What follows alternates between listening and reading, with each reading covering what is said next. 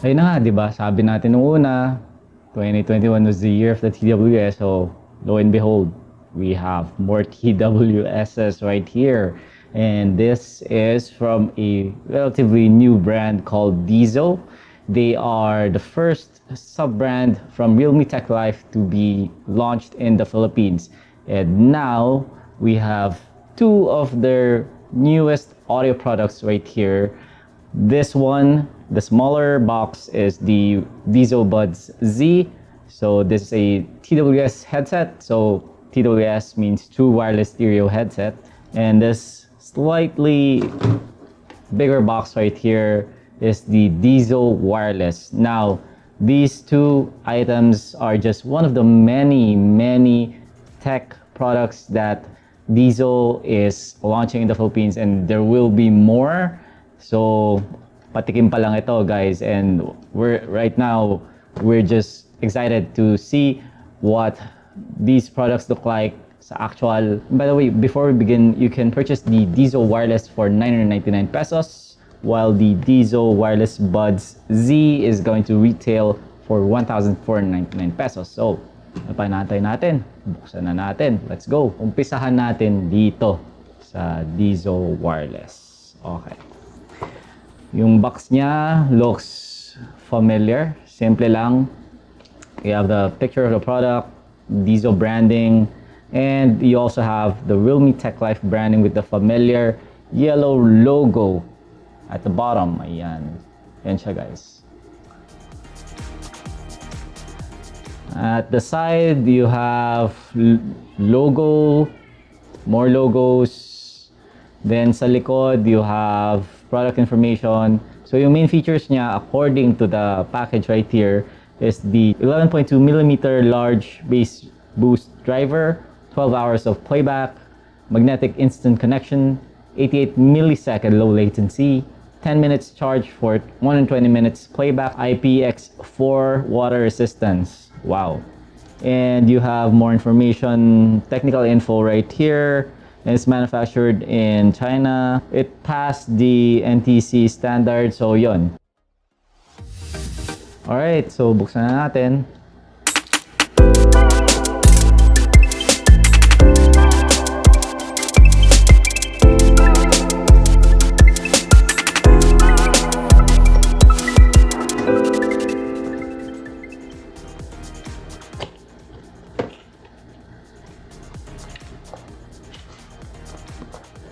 Dun dun dun dun.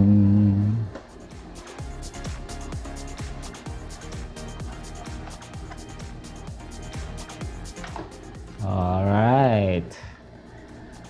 Maayos yung pagkakalagay ng ating Diesel Wireless. At sa likod, meron pang additional box. Okay, so tingnan muna natin yung mismong headset. So, ito yung sport band type na headset, no? Meron siyang neckband para hindi madaling malaglag yung iyong headset pag gumagalaw-galaw ka.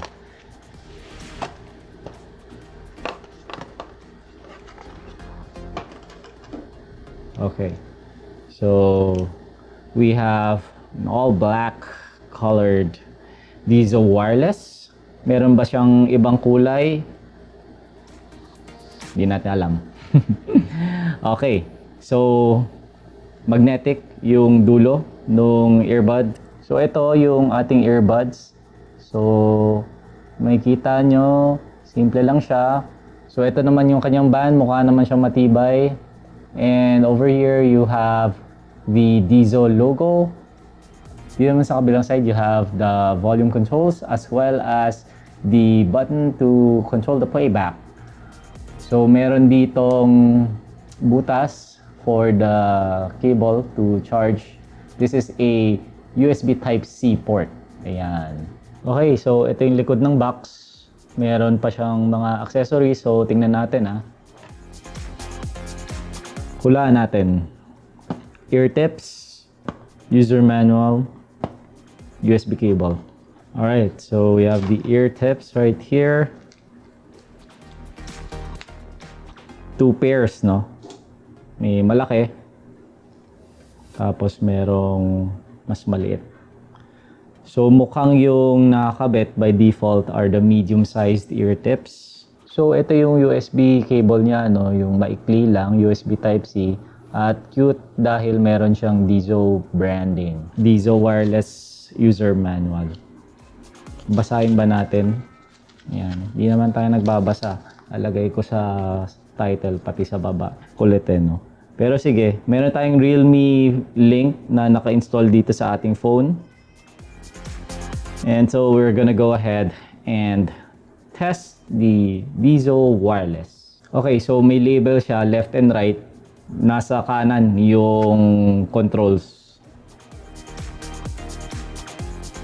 At automatic guys, ang galing. Lumabas ka agad. Device found. May tunog siya na parang beeping sound. Tapos dun sa phone, dun sa app na Realme Link, may lumabas ka agad na notification na nahanap niya yung ating Dizo Wireless. So ito, papakita ko sa inyo. So ito yung notification telling us that the phone has detected our Dizo Wireless. So ngayon, we're gonna go ahead and pair it with our phone. Pair with the device, yes. At yun, tapos na. Ang bilis. Ito na siya guys. Check it out.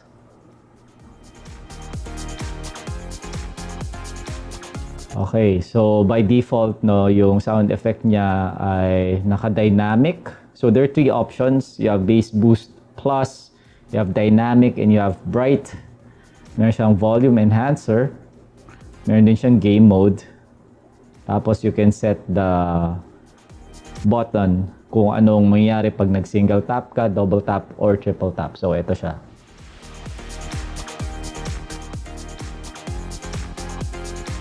So I'm gonna go ahead and audition the Dizo Wireless. Tingnan natin kung maganda ba yung tunog niya. Malinaw ba siya? Ma-bass. Try natin yung ibang profile. So now I'm gonna try the bright sound effect. So wala pala siyang equalizer, no? So you can't really fine-tune the sound profile of the Dizo Wireless.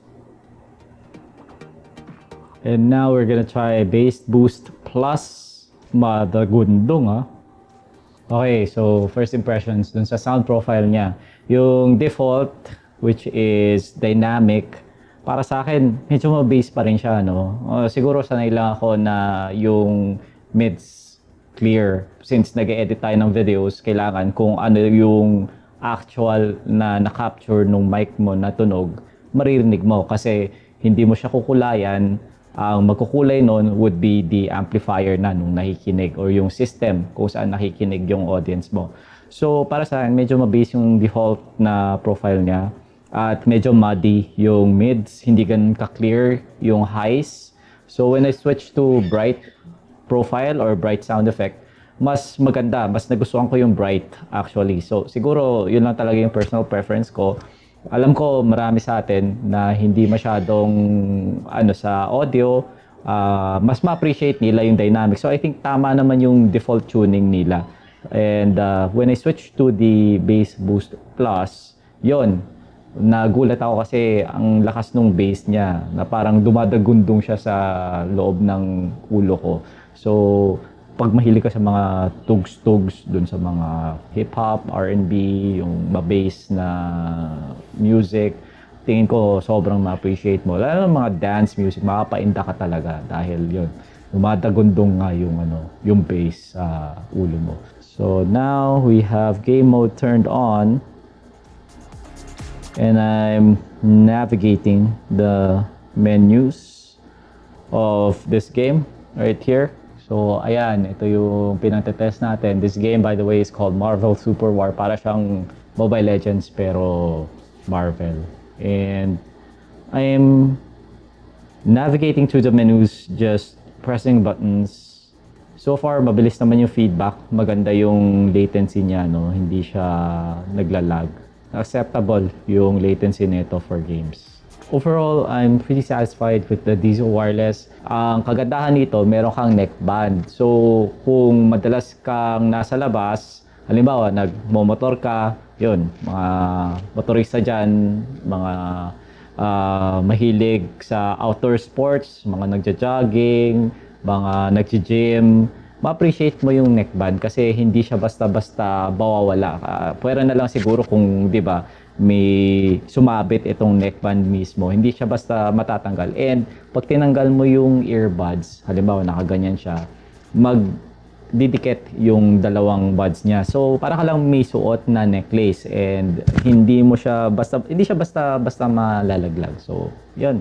Sobrang okay din yung price niya for 999 pesos. Wow, guys, sulit na yung Dizo Wireless. So, yun lang guys. Meron ba kayong tanong tungkol sa Dizo Wireless or tungkol sa Dizo Buds Z? Just drop them in the comment section below. Of course, we would really appreciate if you could support our channel by liking and subscribing and hitting the notification bell. Paulit-ulit na yan eh, di ba? Ba't di ka pa nakasubscribe, di ba? Alright, so I'll be seeing you guys in the next video. Paalam.